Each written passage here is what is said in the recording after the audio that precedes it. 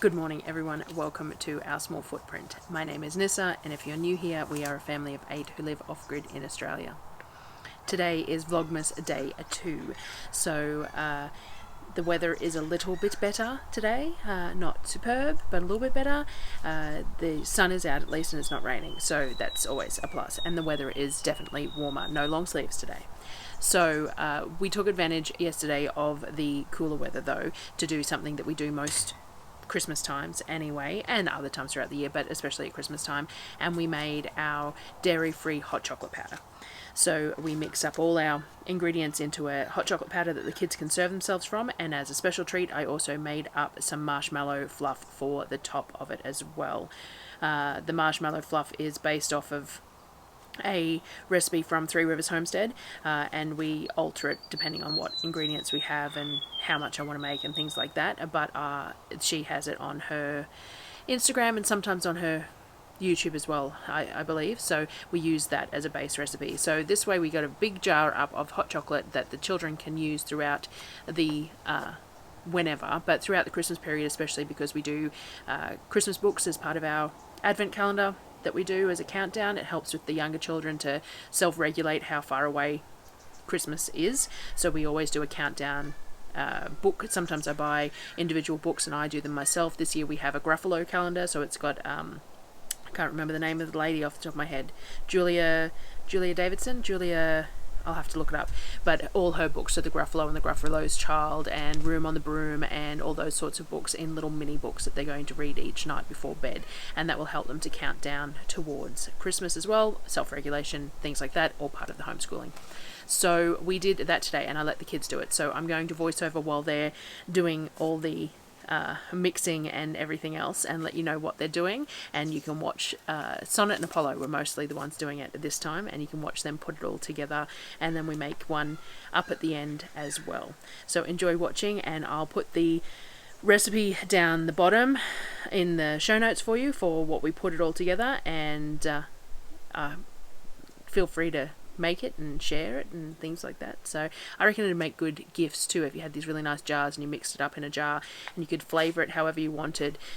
You could have some mint flavouring through it for, you know, mint choc for Christmas, or some orange flavouring, or I reckon powdered orange zest would probably be quite nice in it too. It might leave a little bit of grit, but that depends on what your tolerance for grit in it is, I suppose. But anyway, have a look at what we're doing. I'll give you the recipe, and happy Christmas, like happy Vlogmas, for happy December, whatever you want to call it, and we'll keep on plugging along with all the Christmas tasks as well as everything else in the lead up to Christmas. So enjoy watching, and I will see you again tomorrow. Bye guys.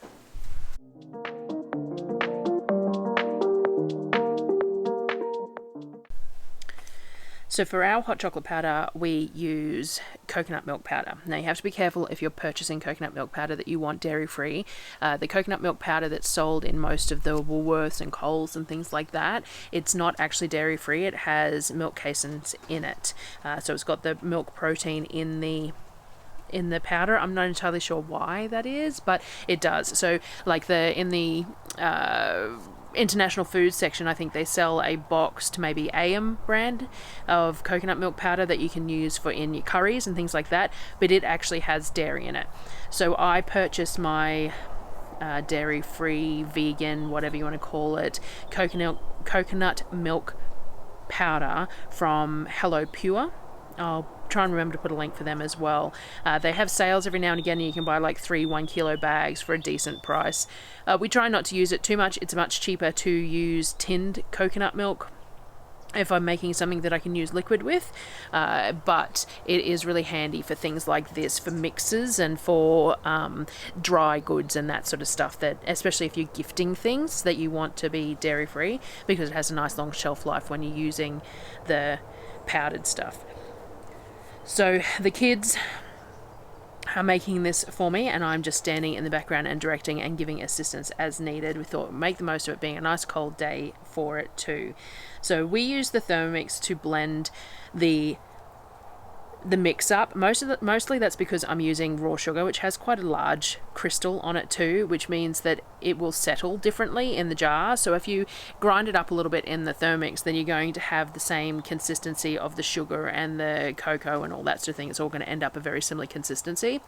I do normally do vanilla sugar for these, but I totally forgot. So for a vanilla sugar, all you need to do is put a couple of split vanilla beans into a jar of sugar and leave it there for a couple of weeks, and then put it all in the Thermix and grind it all down, and you'll have vanilla sugar, and it's really lovely, especially added to this hot chocolate mix. But I totally forgot. I need to remember to put some vanilla beans into some sugar, because it doesn't matter how long you leave them, but at least if it's there, I can grind it up when I'm ready to make some more of this.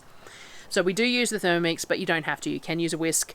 You can use any sugar that you want. We use raw sugar because that is what I consistently buy, and that's my preference.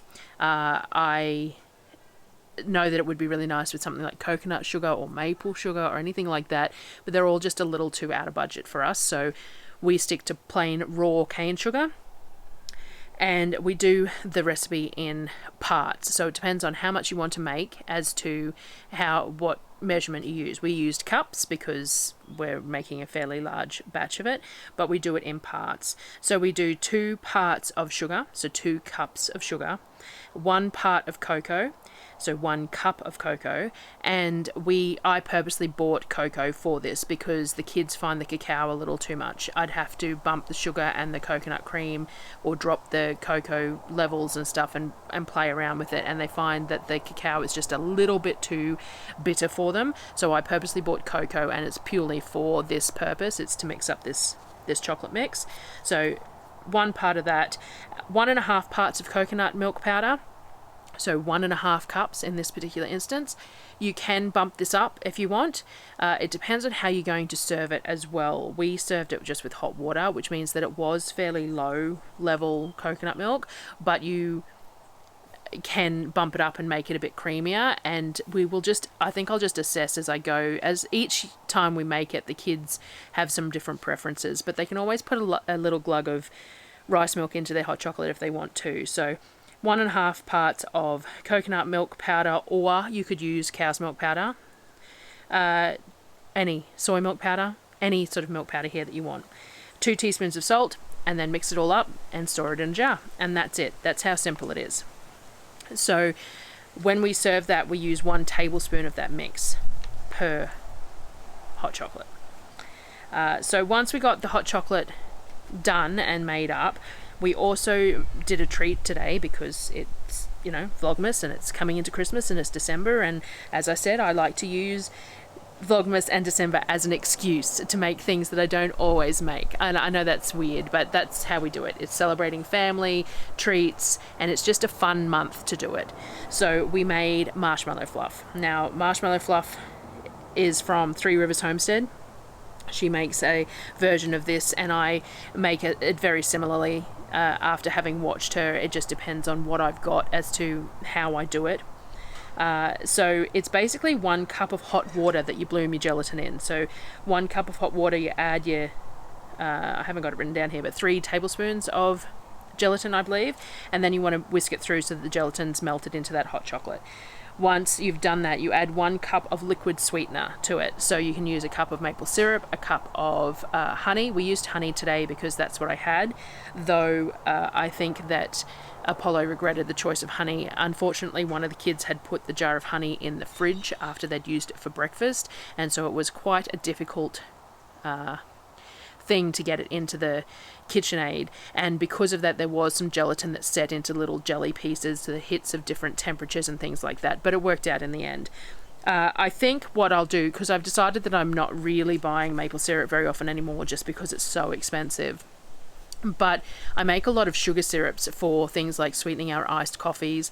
The other day I made maple flavored sugar syrup to use on our Dutch baby pancakes, and so what I might do is try using one of these sugar syrups as the liquid sweetener for this, which makes sense because that's how you make marshmallows. You basically bring your sugars to a soft ball stage before you whisk them up, and that's how you get marshmallow. So this is basically marshmallow just doesn't have to set, though this did set quite rigid by the end.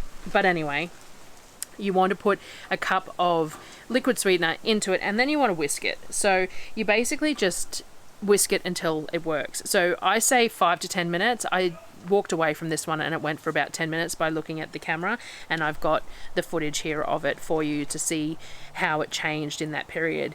And it whips up like whipped cream. You want it into like stiff peaks of whipped cream. I probably took it a little far this time. By the time it cooled, you could actually scoop it out into almost squares of marshmallow. So if I had have poured this into a tray, I probably could have cut it up into marshmallow. But I wasn't aiming for that, but that's fine, because as I said, it is basically how you make marshmallow, just a few less steps to make it simpler for scooping. So once it was done, it was all just whisked up and then turned into this sort of fluff, and you can use this fluff in a lot of ways. Last Vlogmas, actually, I turned some of it into icing and iced chocolate cupcakes with this marshmallow topping, which was really nice. So we use it in a few different ways. It's a lot of sugar in one usage, so we don't make it very often. But as I said, that's what Christmas time is for. It's for doing things that you don't always do, have fun, and an excuse for some of the fancy foods. Well, that's how we use it anyway. I don't know whether that's an Australian thing, but that's very much how I do Christmas. So once that was all done, we served them up. So all I do is a tablespoon of the hot chocolate powder with hot water. So you pour a bit of hot water in and make the chocolate powder into a bit of a paste, because you want to, dissolve all those pieces, and then add more hot water as you go to mix it through. Now, then, because it was just made and we were having a decadent day, we put a scoop of the marshmallow on top. Whatever marshmallows left goes in the fridge. It lasts for a long time in the fridge. I don't know how long, because it gets eaten. It's not made in huge batches, but it lasts for quite a while in the fridge. I'm sure you could probably freeze it too. And I know that Three Rivers Homestead, she actually freeze dried it, which would be awesome. I can't afford a freeze dryer, but that would be an awesome way to store this sort of thing. Freeze drying the marshmallows and having the marshmallows in as shelf stable would be awesome, amongst other things that you could freeze dry. Anyway, I just squirreled again, didn't I? You're going to have to get used to it on these Vlogmas videos. So Darryl approved of the hot chocolate as well. He really liked it. You could use warmed milk with it if you wanted. That would be perfectly fine. You could use hot water and then put a dash of milk in it too, if that's what you wanted. I just do it with hot water because it's simple. Because the kids drink predominantly rice milk, we run out of rice milk most grocery trip between the 6 weeks between grocery trips. So what I was hoping to do was use enough coconut milk powder that they could just use it with hot water, and then the marshmallow fluff or whatever, or I might make up some coconut whipped cream for them or something like that they can use throughout the month. And because I'm trying to turn them to using just water only, I might bump the coconut milk powder ratio up just slightly, just to make it a little bit creamier for them, but they seem to like it, so if I can keep it at that level, then I will. But we will see how we go throughout them trying it and drinking it throughout this month and making it themselves. I purposely wanted to do the ratios in such a way that they could use an even tablespoon, and then that way they know how much needs to go into a cup, because anyone who has children know that you buy hot chocolate powder or Milo if you're allowed to have dairy, because Milo used to be the big thing for me, and you put a couple of tablespoons in, and then you add a bit more and you add a bit more, and then most of the time it's not even drinkable without you even realizing it, because you're a kid and you don't have that off button like that. So anyway, that was today's task. We made the hot chocolate powder with the marshmallows. Weather is getting better. We're going to do some crafting today, and I will share that again tomorrow. So thank you for joining me again for today's Vlogmas, and please share if you're doing it in the comments, and I'll try and check out everyone else's as well. I don't have a huge amount of time to browse YouTube, but I do try, and I do try to comment on everyone else's videos as well. So thank you guys, and I will see you again tomorrow. Bye.